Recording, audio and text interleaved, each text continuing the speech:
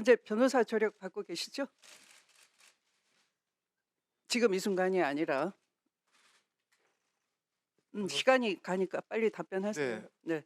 그 무슨 말씀인지 제가 이해를 잘 못했습니다. 아니 변호사의 조력을 받고 계시죠? 아니 헌법재판 그러니까 헌법 헌재에 내는 거는 기재부에 저희가 그 고문 변호사가 예, 아니요. 대답해 네, 주시기 바랍니다. 자, 대통령 지시 문건에 대해서 묻겠습니다. 변호사가 무조건 그 내용을 봐도 보지 않았다라고 진술하라고 조력했습니까? 아닙니다. 전 사실대로 말씀을 드렸습니다. 네.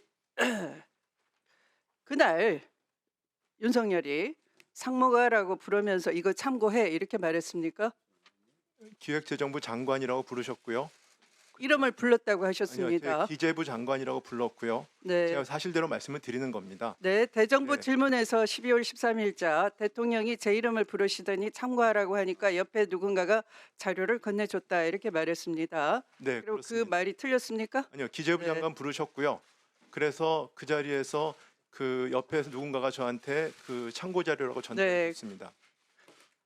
그런데 그 당시에 대통령의 지시라 생각하고 그 자료를 받았고 내용은 보지 않았다 이렇게 말했죠. 지시라고 생각은 안 했습니다. 참고 자료라고 생각을 했습니다. 그러면 우선 그거 봐야 되는 거 아닙니까? 대통령이 건넨 건데. 그 국토부 당시 장관하고 따로 별도로 불러서 불러서 한 것이 아니고요. 네. 들어가시면서 제 얼굴을 보시더니 그리고 저한테 참고하라고 하는 식으로 해서 옆에 누군가 저한테 자료를 줬는데 접힌 상태의 쪽지 형태였습니다. 근데 그 당시는 그 계엄이라고 전혀 상상할 수 없는 그런 초현실적인 상황이었고 저는 그 당시에 외환시장이 열려 있기 때문에 자, 외환시장을 아니 길게 모니터링하느라고 아니 내가 예 아니오식으로 정신이 답변해 없었습니다. 주시기 바랍니다. 공항이 없었다는 네. 말씀을 드립니다. 네. 윤석열은 준 적도 없고 뉴스 보고 메모의 존재를 알았다 이렇게 주장하고 있는데요.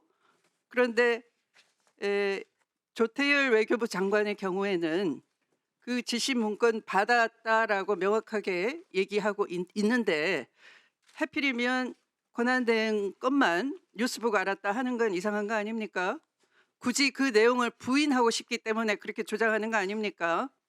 그 내용은 그 제가 국회 답변 과정에서 여러 말씀을 드렸는데 저희 1급 회가 끝날 때쯤 1시 한 50분경이라고 저는 확인이 됐습니다만 네, 알았습니다. 그 다음에 또 당시에 묻겠습니다. 확인이 내일 제가 됐었습니다. 네, 긴 발언을 참고해 주시고 다음에 질문 내용이 나옵니다. 네. 이 지시 문건에 담긴 내용대로 비상입법기구가 국회를 강제 해산시키고 국회를 대체하는 기구라면 위헌적 기구가 아니겠습니까? 전 그 내용에 대해서 알지 못합니다. 지금은 어떻게 생각합니까? 그 내용에 대해서 제가 전혀 무슨 말인지를 이해를 못하는 내용들이 아니 그 적시되어 후에 있습니다. 보셨으니까 언론 보고 네, 언론은 봤습니다. 네, 제가 그 그러면 내용에 대해서 지금 생각을 묻는 정확히 겁니다. 제가 내용을 이해를 못하기 때문에 말씀을 드릴 수가 없습니다. 지금 생각이 없으시군요. 네. 12.3 비상계엄이 위법이라는데 동의하십니까? 저는 그 잘못된 결정이라고 생각했고 그 자리에서도 반대를 했습니다. 강하게. 네. 만약 윤석열이 주장하는 대로 또는 김용현이 주장하는 대로 재경부 내에 둘 수 있는 관료 조직을 얘기하는 거다라고 한다면은 그것도 또한 긴급 재정 경제 명령은 국회 집회가 불가능한 경우에 한하여 열 수 있게 돼 있는데 당신은 국회가 열려 있었고 또 국회 당연히 보고 승인을 받아야 되는 것이라는 것쯤은 알고 계시죠? 권한대행께서는 서울법대를 나오셨으니까 헌법 정도는 익히 숙지하고 계시겠죠? 그런 절차는 알고 생각하고 있습니까? 네, 제가 여러 번 말씀드렸지만 전 계엄에 예, 아니오만 얘기해 주시기 반대를 바랍니다. 했었습니다. 그래서 그 12.3 말씀드립니다. 비상계엄은 어느 모로 봐도 어떤 변명을 하더라도 위법이라는 겁니다. 이해하시겠습니까? 자, 대통령이 헌법을 위반하면 탄핵 사유가 된다고 보십니까? 뭐 탄핵 관련된 부분들은 국회에서 그 헌법과 법률에 따라서 결정했다고 저는 믿고 있습니다. 네. 제3자의 판단에 맡길 게 아니라 지금 권한대행이니까 묻습니다. 권한대행의 지휘에서도 헌법을 수호할 의무가 대통령과 동등하게 부과되겠죠? 네, 그렇습니다. 네. 자, 권한대행이 헌법을 위반할 경우 탄핵 대상이 될 수 있다고 생각하십니까? 네, 그 뭐 헌법과 법률을 위반할 경우에는 그렇게 될 수 있다고 네. 봅니다. 그러면 헌법재판소법상 헌재의 권한쟁의 심판 결정은 모든 국가기관과 지방자치단체를 기속한다라고 규정이 돼 있고 헌재가 공권력 불행사에 대한 헌법 소원을 인용하는 결정을 하면 피청구인은 결정 취지에 따라 새로운 처분을 해야 한다는 것 이해하고 계시죠?